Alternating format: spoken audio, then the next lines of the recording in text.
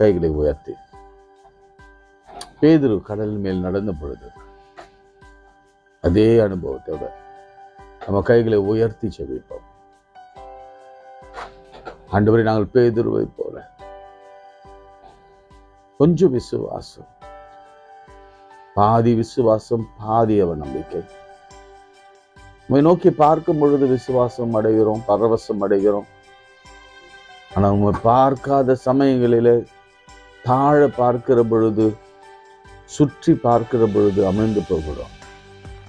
இப்பொழுதும் கூட அமிழ்ந்து போகிற நிலையில் இருக்கிற வியாதியிலே, மரணத்திலே, பிடியிலே, பிசாசின் பிடியிலே, சாப பிடியிலே, பிரச்சனைகள் மத்தியிலே, கடன் மத்தியிலே, திருமணமாகாம, வேலை கிடைக்காம சோர் விழுகிற சமயத்துல உம்மை மறந்து சூழ்நிலையை பார்க்கிறோம், சுற்றி பார்க்கிறோம். சுற்றி இருக்கிற மக்கள் என்ன சொல்வாங்க, என்ன செய்வாங்க, எப்படி நினைப்பாங்க என்று பார்க்கும் பொழுது நாங்கள் அமிழ்ந்து போகிறோமே.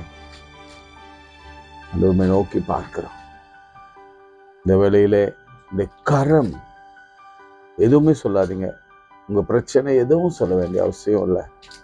கரத்தை மாத்திரம் நீட்டி கரத்தை பிடிங்க ஆண்டவரேன்னு சொல்லுங்க. கரத்தை பிடிங்கப்பா. இந்த கரத்தை பிடிச்சு தூக்குங்க.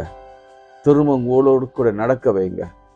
அது புயல் இருக்கட்டும், மழை அடிக்கட்டும், வெள்ளம் வரட்டும், அலை அலையா இருக்கட்டும், ஆனா மோடு கூட நடந்து வருகிற கிருபையை, அந்த அதிசயத்தை நாங்கள் உமோடு கூட பார்க்க, அனுபவிக்க உதவி செய்யுங்க. எப்போது எழுப்புங்கப்பா, எல்லாரும் எழுப்புங்க. ஒவ்வொருவருக்கும் அற்புதம் செய்யுங்க. ஜபிக்கிற ஒவ்வொரு பிள்ளைகள் குடும்பத்தின் மத்தியில, பிள்ளைகள் மத்தியில, கல்வியில, தேர்வில அற்புதம் செய்யுங்க. வேலையில, பிசினஸ்ல அற்புதம் செய்யுங்க. மாறுதலுக்காக, டிரான்ஸ்ஃபருக்காக, ப்ரமோஷனுக்காக, தேங்க்யூ லார்ட், ஒரு பெரிய அற்புதங்களை செய்யுங்க ஆண்டவரே. எங்களுக்கு விரோதமாக எழும்புகிறவர்களுக்காக செபிக்கிறோம், அவளை நாங்கள் ஆசீர்வதிக்கிறோம். ஆனால் நீங்க எங்களுக்காக யுத்தம் பண்ணுங்க. நீங்க சரி கட்டுங்க. நீங்க